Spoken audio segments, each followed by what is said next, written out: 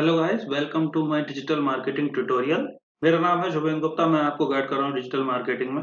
आज मैं बात करने वाला हूँ रिलीवेंसी एंड क्वालिटी स्कोर के ऊपर। जैसा कि मैंने लास्ट ट्यूटोरियल में बताया था आपको कि इस वीडियो में मैं रिलीवेंसी के बारे में बताऊंगा, और आज मैं जो चीजें बताऊंगा वो थोड़ी डीप में बताऊंगा। अगर आपने मेरा प्रीवियस वीडियो नहीं देखा है तो आप ऊपर आई बटन पर क्लिक करके उस वीडियो को देख सकते हैं। अगर आप उस वीडियो को नहीं देखेंगे तो ये वीडियो आपकी समझ में नहीं आएगा। तो जल्दी से शुरू करते हैं आज की बात और जानते हैं कि रिलीवेंसी और क्वालिटी स्कोर क्या होता है। तो आइए शुरू करते हैं। अगर आपने अभी तक हमारे चैनल को सब्सक्राइब नहीं किया है तो आप सब्सक्राइब करें और बेल आइकन को प्रेस करें, ताकि अगली बार अगर कोई मैं वीडियो अपलोड करता हूं तो आपको नोटिफिकेशन मिल सके। जैसा कि मैंने आपको लास्ट ट्यूटोरियल में बताया था कि जो एड रैंक है वो आपकी बनती है दो फैक्टर से, जिसमें फर्स्ट फैक्टर है CPC bid, cost per click bid, and multiply by quality score. और वहां से आपका बनता है एड रैंक। और एड रैंक की डिटरमाइन करती है कि आपकी सर्च इंजन रिजल्ट पेज पे क्या पोजीशन होगी। यानी अगर आप कोई एड बनाते हैं, गूगल कैंपेन क्रिएट करते हैं गूगल एड्स पर, तब सीपीसी बिड और क्वालिटी स्कोर से ही तय होता है कि आपकी पोजीशन क्या होगी सर्च इंजन रिजल्ट पेज पे। तो अब आगे बढ़ते हैं और जानते हैं रिलीवेंसी और क्वालिटी स्कोर के बारे में डीप में।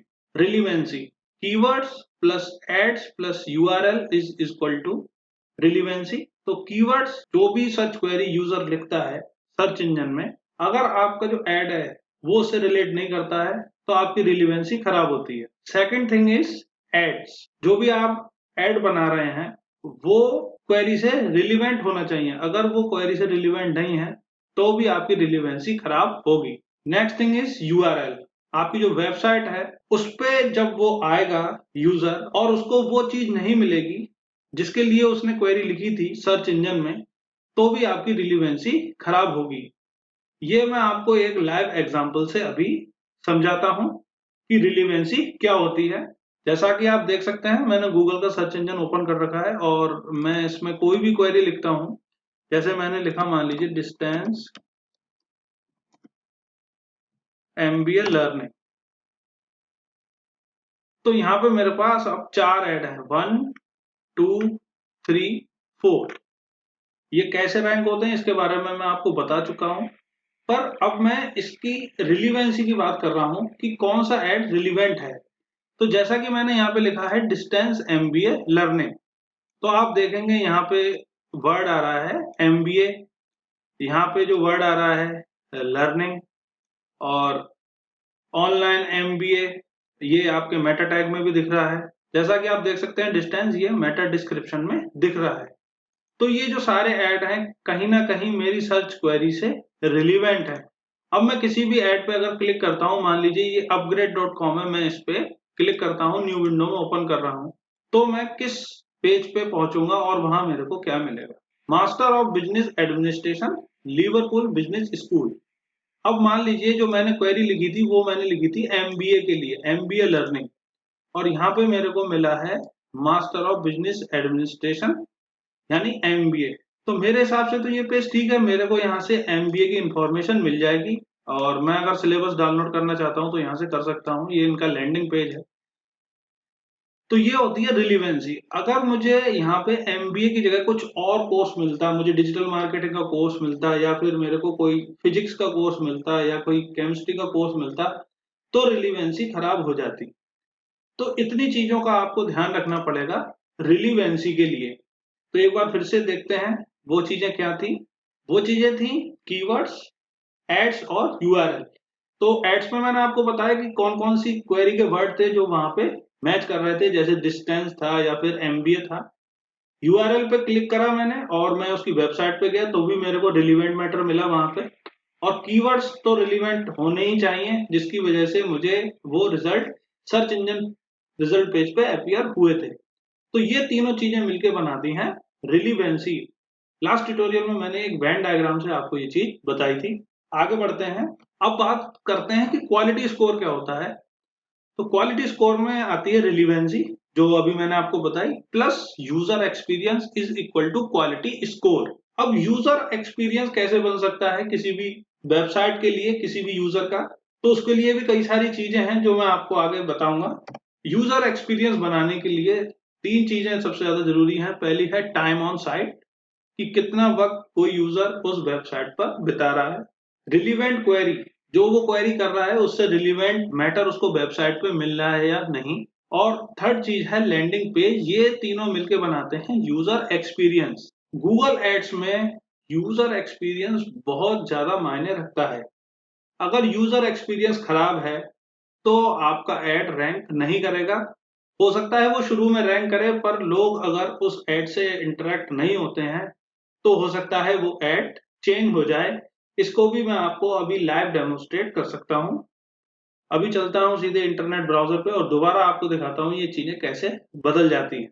जैसा कि मैंने लिखा था यहाँ डिस्टेंस एमबीए लर्निंग, तो उसके लिए मेरे पास 4 ऐड आए थे और फर्स्ट ऐड पे मैंने क्लिक किया था तो मैं इस वेबसाइट पर पहुंच गया था।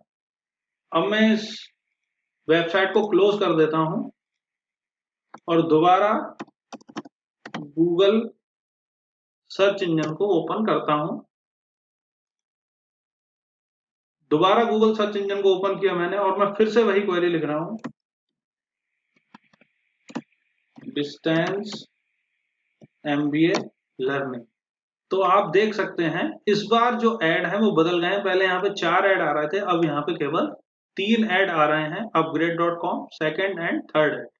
जो फोर्थ ऐड था वो यहाँ से जा चुका है, क्योंकि हो सकता है गूगल को लगा हो कि ये ऐड रिलीवेंट नहीं है तो उसने वो ऐड यहाँ से हटा दिया है। तो जैसा कि मैंने आप लोगों को बताया था लास्ट ट्यूटोरियल में कि गूगल यूजर सेंट्रिक चीजें बनाता है। भले ही आप गूगल को पे कर रहे हो पर वो आपको सेकेंडरी रखेगा। तो यहाँ से जो फोर्थ रिजल्ट चला गया है उसकी वजह 100% मैं बता सकता हूँ कि वो यूजर एक्सपीरियंस की वजह से ही वो यहाँ से गया है। क्योंकि अगर मैंने दोबारा क्वेरी लिखी है, यानी इससे पहले मेरी क्वेरी सॉल्व नहीं हुई थी, जिसकी वजह से वो जो फोर्थ हेड है वो यहाँ से चला गया।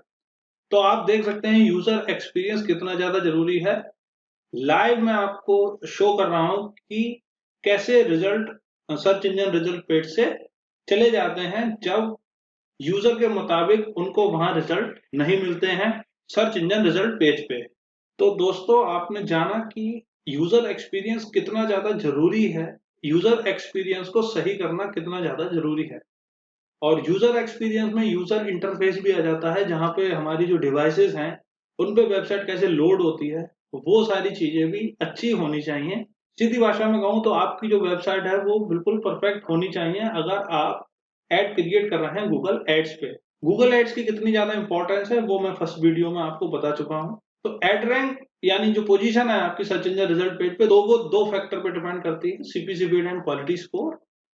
और क्वालिटी स्कोर बनता है रिलीवेंसी से, और रिलीवेंसी डिपेंड करती है आपकी कीवर्ड्स पे, आपके एड्स पे, आपके एड्स कितने क्रिएटिव हैं, कितने रिलीवेंट हैं।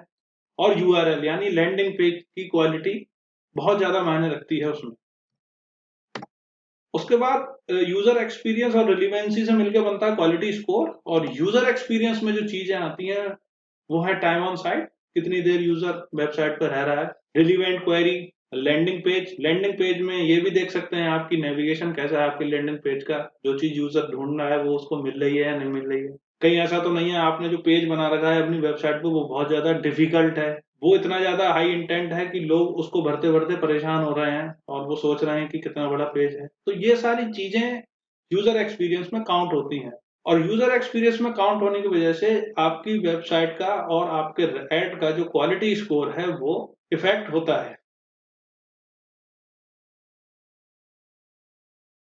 आई होप आपकी बातें समझ में आई होंगी और आज आपको पता लग गया होगा कि रिलीवेंसी और क्वालिटी स्कोर क्या होता है। अगर आप एड क्रिएट कर रहे हैं गूगल एड्स पे तो ये क्यों जरूरी है। अगर आपकी कोई भी क्वेरी है तो आप कमेंट बॉक्स में लिख सकते हैं या फिर आप विजिट कर सकते हैं www.learntounlearn.com/contactus.php। मैं आपकी क्वेरी सॉल्व करने की पूरी कोशिश करूंगा। जल्दी मिलता हूं आपसे अगली वीडियो में। Thank you very much.